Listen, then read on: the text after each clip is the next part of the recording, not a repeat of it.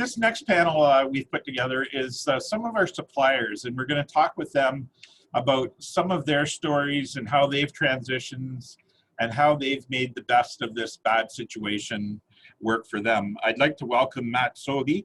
He's a co-owner and directs X Events. Mark Bingeman, who's the president and CEO of Bingeman's. Michael Bacon, who has over 20 years experience in the music business. And Tala, who co-founded Digito AVX Event Solutions. Welcome, everybody. I'm going to start with Mark Bingeman. Mark, I can't think of one business operator who has been more totally affected than your operations. You run a campground, you run a restaurant, you run convention centers, you host major festivals and events. Can you talk a little bit about your 2020 experience and share some of those stories with us? Yeah, thanks for thanks for that, David, and thanks for having me today. And hello, everybody. We thought over the years that we were pretty smart by diversifying within the hospitality and tourism sector as much as we have. And obviously, the worst thing within COVID to be is diversified in the hospitality sector. So there's no question every aspect of our operations has been hit pretty hard. When we look back, 2020 was just I'll say just a scramble from start to finish. Not knowing what's happening, what can we do, where can we go, can we have the water park open, are we not going to have the water park open? So a lot of activity there. A few things that we were able to do, and in many cases we're lucky because of the size of our facility is quite large in terms of acreage. We were able to, we did pivot and we did do a drive-in and we did drive-through experiences. And those were very well received and certainly assisted with things. But certainly there's no question those, any of the successes we had there certainly don't pay the bills for the larger entities. But everything, just being under the gun, certainly pivoting our, takeout and delivery type of things, even from our catering, we almost, creating, mini food events. Like we did a poutine festival, which was fantastic. A drive-through type of poutine festival where people could order in advance and pick those things up. So it's there's no question, and our challenges are no different than everybody else's. This is the one thing I would say is COVID has put us all on the same playing field of having to deal with things. So. And Mark, festivals are a big part of your venue. How have you worked with the different festivals that happen on site and worked with them on solutions for their needs? Yeah, so we obviously on the festival side, we produce a lot of our own festivals, whether it be our Scream Park, which luckily we were able to pivot with some significant changes, making it more significantly outdoors and time ticketing and other aspects. But the other aspect is that we're a host venue. So that's actually, there's a photo. Thanks for that, Jay. That's a photo of the drive-in. So that was a few years ago. We built an outdoor amphitheater that holds 25,000 people. And when we were going through this, and we knew that we kind of suspected this would be a long haul type of item, some of our staff members had said, "Hey, we should look at doing a drive-in in this area." So, it was somewhat comical because normally we would chastise people for driving on the grass because we like to keep it, pristine for the events. And now we're actually, forcing people to drive on it. So that's, for example, we've done drive-in comedy events with Yuck Yucks, partnering with Yuck Yucks, drive-in concerts. We actually did some drone shows. And that's one thing I would say is, really looking to partner with people. Back to what I was saying, the third-party groups that are renting our facilities and we're working with it, producing items, we've gone out to our community, to a lot of the major festivals and said, "Hey, listen, how can we help you, activate and have an activation by using whether it's our drive-in event facility for things, our drive-through event. We did the Dinos drive-through with the dinosaurs." And that was actually a collaboration between the museum, which is an entity downtown Kitchener here, as well as Indian River Dinosaurs, who have that product. So creating those unique partnerships soften the blow for everybody and provide some cash flow for everybody. So I would say, for 2021, we're looking to do more of that. Again, reaching out to the festivals, localized festivals that are challenged. How can we help you, utilizing our facilities to still, quite honestly, not only to stay alive, but also to stay relevant and stay in people's minds. I think Aaron had mentioned that in the previous panel, the concern about, the industry kind of whittling away and people losing that perspective. So, we're trying desperately to work with as many groups as we can to make sure that relevance stays in the forefront of the public. Thanks, Mark. Matt, I'm going to talk to you guys over at X Events, and I know you've developed some online tools and platforms for a number of festivals across the province. Can you share what X Events did? Anybody that's been at our conference the last couple of years certainly knows what you guys do to spip up a venue and bring some neat, unique experiences. Can you talk about what you did during COVID? Yeah, thanks for having me, Dave. I appreciate being here, and it's a very talented panel, so it's nice to be with everyone. Yeah, I guess in the initial phase, March hit, and I'm sure, everyone can relate to being a little bit shocked and awed by what's going on, and, took a little break from things and tried to hit the drawing board. When we did that as a team, we kind of wanted to answer the question of, how do we properly entertain people as our company from our perspective online, because we saw that was obviously one of the solutions, and physical, and in a safe manner, obviously. And on the physical side, I guess what we came up with was that over time, quantity over time, rather than just having everyone in one place, because that was obviously not allowed. And I think that's the solution that a lot of the industry came up with, but what was going to be our take on that? So because, maybe some of you have seen what we've done in the past, you might have seen, a lot of more temporary activations that we've done even at FEO in some of the lobbies and such.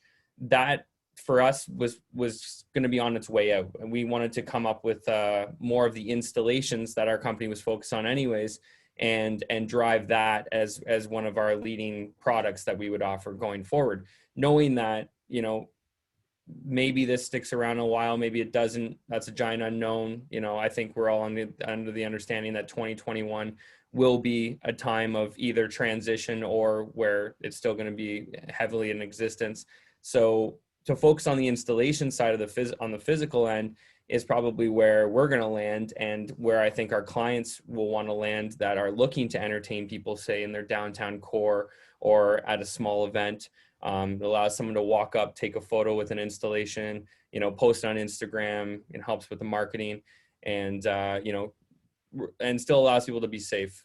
On the online side was a big pivot for us, and that was kind of one of our, do we wait around for physical events, since we're an event company, we rely on a physical interaction, or do we make the change and try and adapt to the times? So we took the latter, and it worked out in most ways. We offer two sides on our online side, and one being custom virtual content. So allowing clients that have an event or festival or a specific need to request a certain type of content. So for example, Canada Day, that was one big push that everyone wanted to get some online content out just to keep people entertained and represent their town or their festival. And so we built a lot of Canada Day based content, cooking shows and crafts and interactive dance, magicians, you name it. We did it, and we built a custom set because we have a lot of products in-house, and we were able to have that luxury to build a set with that was Canada Day themed, and then actually sell the content in a block form. So it was quite cheap for a lot of our clients, whereas, making a production with high quality cameras and, multicam and lighting and all that can get pretty pricey. This was, the price was reasonable because we blocked it for that occasion. We've also done stuff with many festivals where they had a specific theme, and we built the set for their specific theme. One comment came up before where online, obviously is I think it's a Band-Aid right now. I don't think it's the solution, and it's never going to replace a festival. So I don't think that's the reason we're focusing on it, but we wanted to just make sure that there's kind of a placeholder for anyone that wants to still entertain and maintain their brand. And one thing that came up was sponsors. How do you keep sponsors happy? How do you offer a new solution for them? And the virtual content's a great way to do it. And the other side of what we're doing is also a great way, which is our online platform called Xeon. And it's basically an online software that you can use to showcase your conference or festival and have everything in one place. Because we found that was a problem that some of the online events were having, is they couldn't keep everything in one place and show their vendor alley and show their performers and all of that. So we've been doing both, and both have had some successes, and yeah, we'll continue to do that until the market fully comes back and we can all be back at events again fully. So Matt, are you starting to book stuff already? Because by all accounts, and I never thought I'd hear myself say this, that, you know, I'm hoping for a summer of at least like last summer. And I don't think we're going to see those large crowds again. So are you starting to look at Canada Day and those other events and sort of repeating what you did last year? Yeah, it's just a state of confusion still. I was hoping that this time, when we were in March of last year, by 2021 February, we would be like looking, have a clear vision of what's going to happen. Still not a clear vision, still have no idea. And what's crazy about being a supplier is that we are on like a level down from the front lines, right? So you have the festivals, and you have, you know, the city, you know, municipalities, BIAs, everyone that runs events are on that front line saying, we're going to make a decision based on what we see. And we have to, as a supplier, adapt to their decisions. So we're looking at, you know, the government guidelines and the regulations, and we're saying, well, we think our clients are going to do this, but we have no idea. So we have to be actively engaging our clients, saying, hey, what's going on? What do you think you're going to do? Are you going to try the virtual? Are you going to try the physical? And everyone's different. Some people are saying, well, no, we're going to go ahead and we're going to book our event. And we're like, okay, great. Do you want to book some physical products? And then others are saying, well, you know, we're going to go full virtual. And then there's in the middle. We have no idea. We have a budget. We're just having meetings. So it's hard to know. I think the best way to go about it as a supplier is just to plan for everything. Plan for the worst, plan for the best. Make sure your products are ready. Make sure your performances are ready. Make sure everything's ready in case people come back and you can move quick. But also maybe have your backup plans in line too, and offer it to your clients and let them know and be aware that you are offering what you're offering. Thank you, Matt. Tala, over at Digito, you guys were new to the festival and events world, or the FEO world, and joined us in Richmond Hill last year with some great products that help display our branding and our conference information systems. How have you guys transitioned during this pandemic? Yeah, thanks for having us back, Dave. I mean, similar to everybody, I think, you know, when March hit of last year, we just sort of started holding on and seeing, you know, one event being canceled after the other. And similar to what Matt was saying, as a supplier, you're kind of just on the sidelines waiting to see what your clients are doing and the move that they're going to make, and sort of be ready to follow them and support them however you can. And what's interesting, I think something that we've learned along the way is that, you know, since we started, we've been shouting, go digital from the rooftops. That's really all we were about, was have digital at your event, you know, go the digital side, but by no means were we ever intending to replace the significance and the affinity that comes with in-person interaction at an event.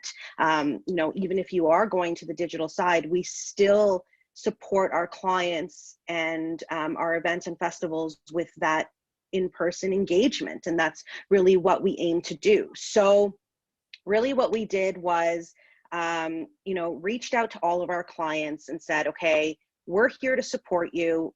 You know, we're holding your hand and we're going to walk with you in the direction that you choose to go. So how are you now engaging your communities? How are you now engaging your clients? And we'll be there to support you how we can.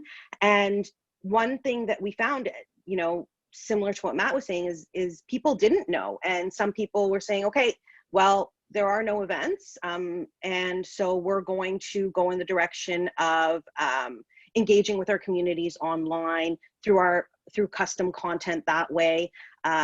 And we took the opportunity to go back to the drawing board and say, okay, let's focus this time on R&D. Let's really go back to the table, not knowing that, you know, it would go on for so long.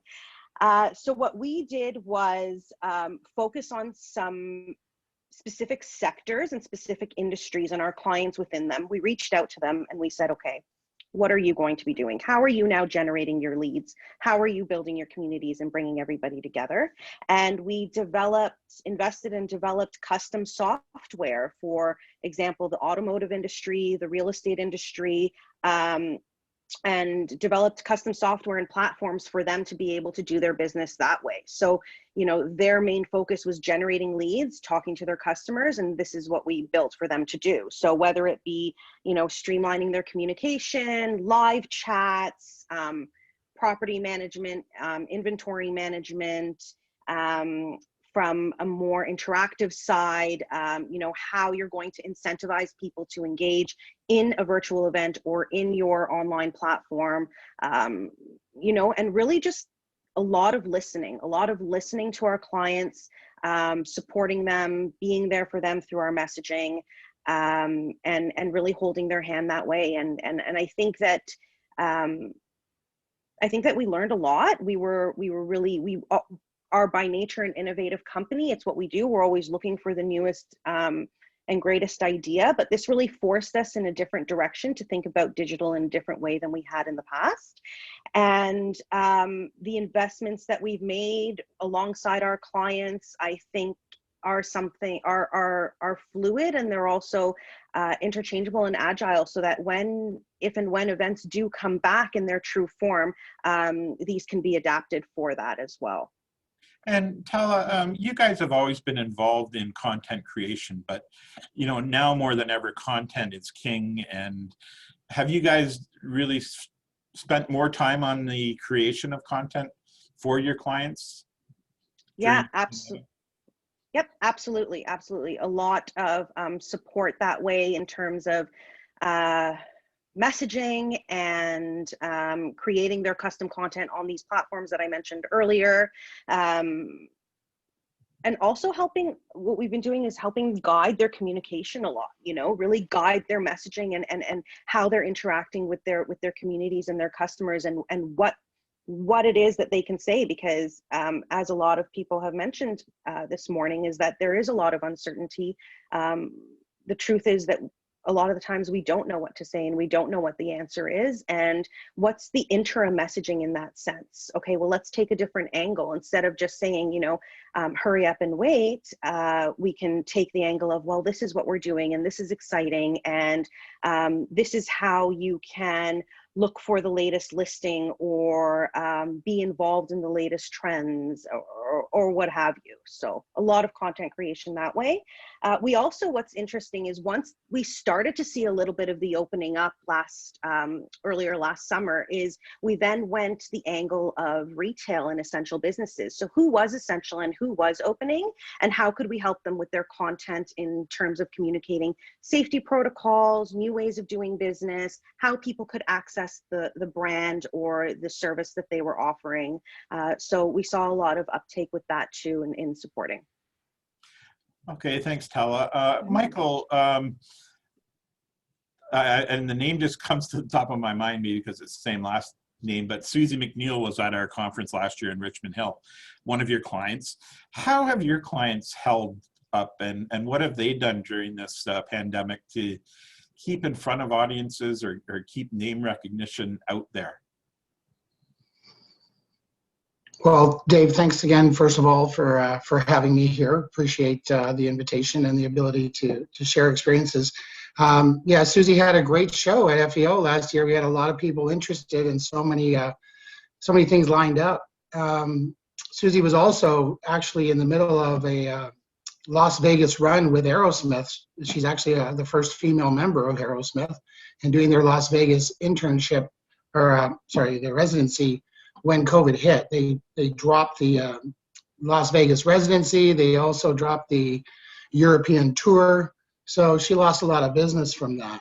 Her husband, Andrew McTaggart, is also a famous guitar player in the Canadian music scene. He's played with every country artist. He's Tim Hicks, guitarist, country superstar. They had a tour that was going to Australia that was canceled. So they had a lot of things to make up. So what they did, and I'm going to share it with you with my screen here, they were actually being very creative. They decided to put together block parties. So what they did was they actually went into the streets, into people's neighborhoods, and set up on their driveways. And back then there was like 10 per household allowed. So people would gather on their properties and be able to continue on enjoying live music. And I'm telling you, the reaction that they had was so incredible that we did 17 in July when we launched it. We did 23 in August, and we did about another 21 in September. So they had to be creative in bringing the music alive.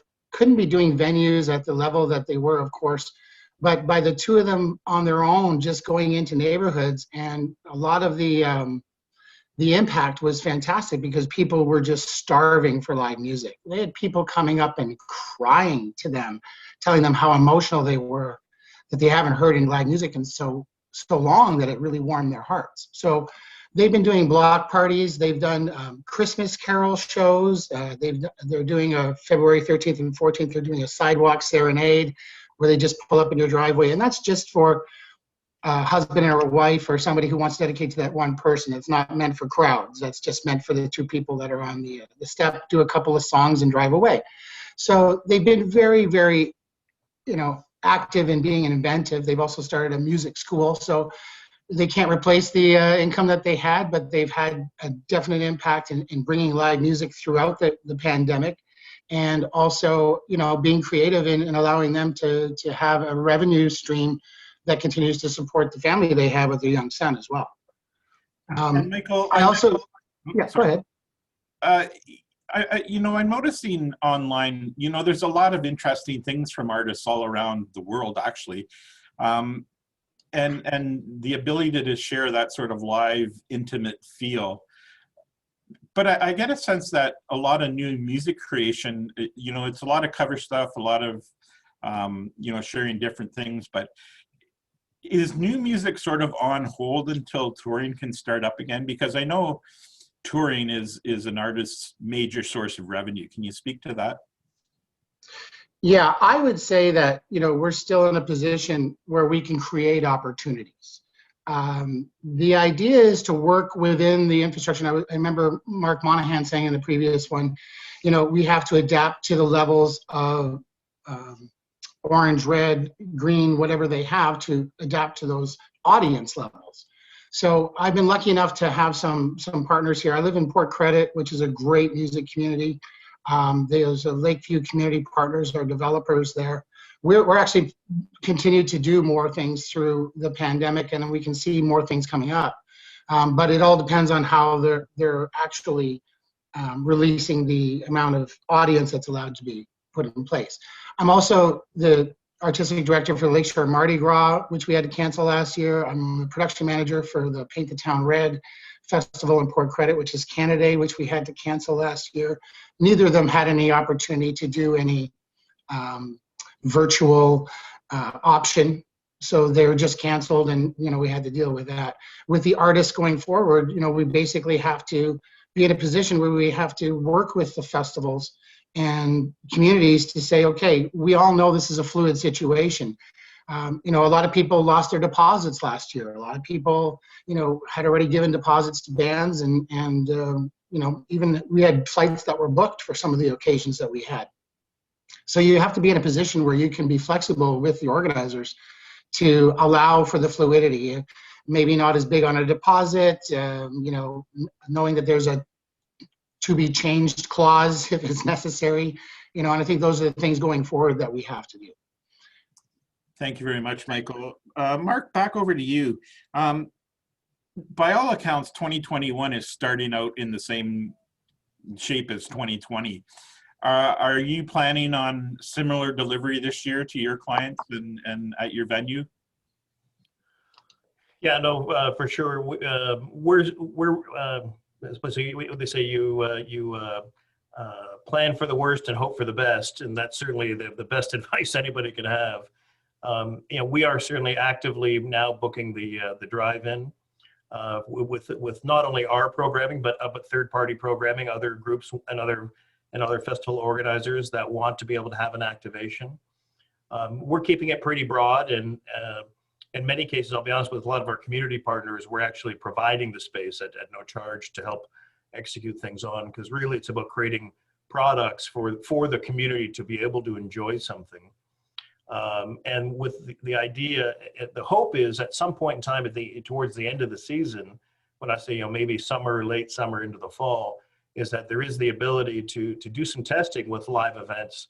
Certainly not to the same scale as they once were, but I give you an example. I've got a promoter that we're dealing with that is actually actively booking across Canada different events, and their hope is even if they get 1,000 people to do some type of in-person event, obviously with a large outdoor footprint, they want to go ahead. I see what we're seeing a lot of is it is possible for those drive-in events to certainly drive revenues and profits. They're certainly not significant, but you have to think of them differently. If you're trying to recreate a large-scale festival in that drive-in scenario, you're trying to put a square peg in a round hole. You have to reimagine and redo it differently to fit. And what we're finding is the consumers that are coming out to those events, they're just grateful and happy of having those occur. Like when we did some of those band events, and those were just more localized, certainly, but it was almost like a receiving line at a wedding. As they're all driving out past the stage on the way out, they're just honking their horns like crazy and screaming at them, and it just made the artists feel so fantastic, because clearly they were providing something that public were craving. So it's going to be more of the same, but I think Mark earlier had mentioned is when we can have the opportunity, when there's daylight, to expand, even though it's inch by inch, to be able to harness that. And so if we can move from drive-in events to some live person events, so that with social distancing and other things, and hopefully rapid testing, then to be able to seize that when it occurs, when the opportunity occurs. Mark, on Tuesday we had Charlie Johnston, the CEO of the Royal Winter Fair, and this will probably apply to you. One of the comments he made is there's no sense looking back to 2019 because that normal is never going to be the same again. I think cleaning, hygiene, lines are all going to be rethought of and reimagined. Have you guys start to think about what a new normal might look like for a venue with all of the different elements that you host? Yeah, no, absolutely. And it's funny you said that. I was on another call. It was a tour of the new UBS Arena out in New Jersey for the Islanders, and that's mid-construction, and what they were doing during COVID to change things around with air handling and process and procedures. And I think that's what all of us need to be doing now. Like I can tell you, from our experience, we're heavily now looking at different technologies. How can we leverage technologies more, to eliminate the lineup areas? Obviously those are congestion points. So clearly, there's the government requirements, and then we all have to remember there is the consumer expectations, which may be significantly different. So how do we make that consumer feel comfortable in terms of, making sure that, I think the whole calculation of washrooms with outdoor events is going to change significantly to eliminate, lineups and those types of things. Food and beverage delivery. And I don't think these are bad things. I think these are, we all have to reimagine what an event experience is. I think we think we were going through with a couple different vendors that we're looking to apply some technology of when at some point in time we can have Oktoberfest back and have 8,000 people around, and is it going to be different? Is it going to be one tent? Is it going to be multiple tents? Are the tents going to be open? Obviously looking at changing the time of year. All these things are there, but also how we deliver those items. Time ticketing is clearly going to be there. I think it's strong technology partners are going to be certainly where it's at, and that then dovetails it into marketing. Marketing it'll be an interesting relationship as we just talk about kind of live entertainment. The relationship between the entertainers and the agents and the events that are happening is going to have to change. That dynamic has to change. But so will the relationship with the media, because we've all seen, I know ourselves, we are probably 98% digital marketing right now. And I'll say we're doing it, better and better all the time and having incredible success. So what's that relationship going to be with the media outlets, and how are they going to engage in those different scenarios? So it's, I would say everybody should be actively involved in what that's going to be, but it's going to be consumer centric. We have to think of the consumer first, because the consumer will be a tougher critic than, I'll say, our political regulators. Thanks, Mark. Matt, over to you guys. Are there opportunities here for your company as you hear Mark talk about things that you can help with some of this innovation, and is that part of your thought process moving forward?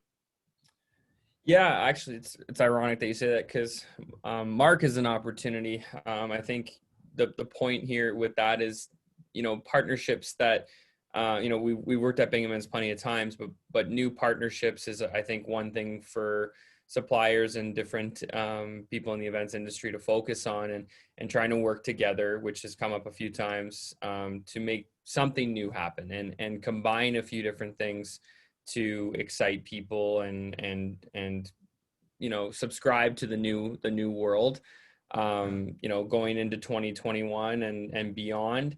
Again, the unknown, but I do agree with Mark. I think there's going to be a gigantic change to the way we go to events and the way we participate in events. Some good, some maybe a pain. It really depends on, again, the consumer thought process and the government and what they demand to be safe. I hope that it's not going to be something that really requires more money out of the pockets of event organizers and promoters, because everyone's been hit really bad over the last year and will continue to be hit.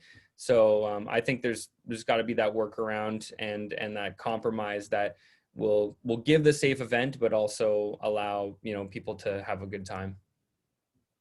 And Tala, you guys at Digito, same thing for you. Are you looking for opportunities out of this pandemic?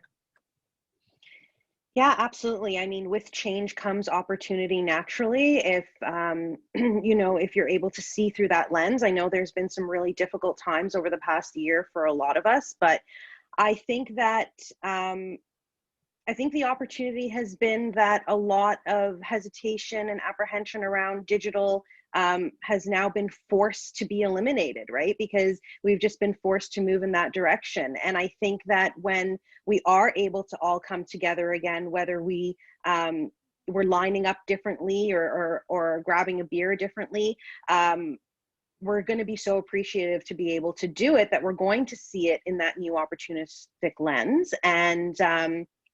And we'll be right there with our event organizers and our clients and customers and communities and ready to do it. Has your client base been reaching out, especially in the festival and event world? Have they been reaching out already about 2021 and making some plans? They have, actually. Yeah, they have for late summer and fall. They're reaching out and planning as if, the show's on. And so we're right there with them. Like, let's be ready, and if we need to shift, then we'll shift as we have been for the past year. It is optimistic, and it's a little bit refreshing to see. I think we could all use that optimism right now. So, thank you, Michael. From the artist perspective, how are you guys looking at 2021, and what's your hopes for? I know we all hope to get together again, but I think realistically that's going to be a late summer, fall, if at all, in 2021. What's the hopes of your group?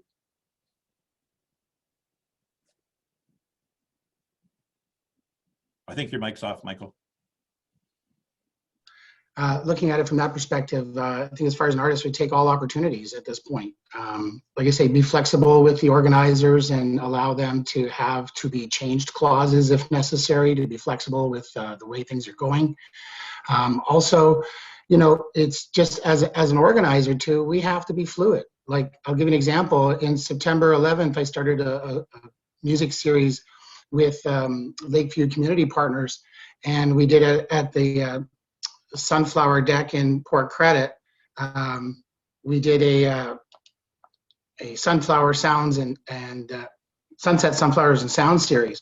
It started on the September 11th, but the restrictions changed on the 15th, and we had to go from 100 people down to 50.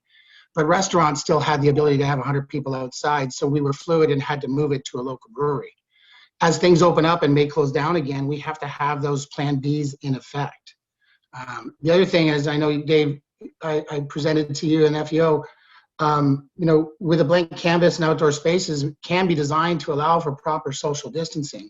And we put forth a plan towards the city of Mississauga, who first scrutinized the plan, including the public health, and put together something that was designed socially distanced, as opposed to adapting a church to allow 400 people in a mass service with a choir playing, which is live entertainment. That's an adapted space. We can actually take the canvas of a blank space and put together, festivals that are properly managed, socially distanced. There's scalable plans. We put together ones for the Mississauga Celebration Square, also for the Port Credit Memorial Park, just to identify the capacities that are available with having the proper social distancing in place. So that's something that we thought was very important to do with that. And we think that going forward, those kind of plans are the ones that we have to kind of be sticking to and getting advanced planning authorized by the cities, both public health and fire, of course, just to make sure that when we are ready to go, when those numbers do crank up, we have the plans in place and the ability to actually execute them. So it's just important to make sure that you're keeping contact with your local community, the public health office. And like I said, this plan is something that we submitted, of course, to FEO to try to put forward to the government. It's like having a drive-in, but without the cars. At a drive-in, when you step out of your car, you're actually breaking the restriction, except for having to walk to a bathroom. But here, it's the same idea, and it's based on how they reopened the beaches in Spain in 2020 in the summertime, with having proper distancing, pods that are 6 feet apart, 12-foot walkways, and marshaling to make sure everybody's going in the right direction. So I think that's kind of what we have to do, is be planning ahead from a producing standpoint, and then from an artist standpoint, it's be flexible and take all comers that are really coming at you, really. Thank you very much, Michael. Mark, back over to you. We've got a question from Anita, Anja, and she's asking, has this stopped down, given everybody pause and time to rethink how eventgoers, seniors, and accessibility and stuff like that with your venues? Is that something that during this time you're rethinking? You talked about lineups and different ways of doing things. Have you thought about those accessibility needs at this time a little bit more? Yeah, I think it's one, I think everybody has to totally rethink and I'll say re-engineer their events from a physical standpoint, from a programming standpoint. So accessibility in those terms, I think has to be built into that DNA of what you're doing. I think as we go through that, I can only use ourselves as an example. That's one of the items. Okay, how are we going to handle, for example, wheelchairs accessing? What's their access in? What's their access out? How are we? I would say because of a lot of the digital, in some ways, it will make that experience much better for that clientele. Just because it's going to be more user-friendly and more available to them. So I think naturally that will benefit, but I do think that as you're recreating everything, you have to have that forefront in your mind, because it's once again, it's who knows what the entry is going to be, what that relationship, for example, with security and the venue staff, what's that process going in. And I think the regulators are gonna certainly, if I could throw that in, our regulators are at all levels are gonna have to rethink, how they look at events and what the norms and standards are then, because they certainly can't go back to what they were before. I'd like to thank everybody for being part of this panel. Our suppliers are one group of people that are really in our thoughts, because we know you're there to support us, and we know there's not a lot of stuff happening, and you guys are sitting on a lot of stuff. So we appreciate the way that you've adapted, the way that you've helped us all through this process. So to all of you, thank you very much, and we look forward to seeing you again down the road, live and in person, and with vibrant events and smiling faces again. Thank you very much, everybody.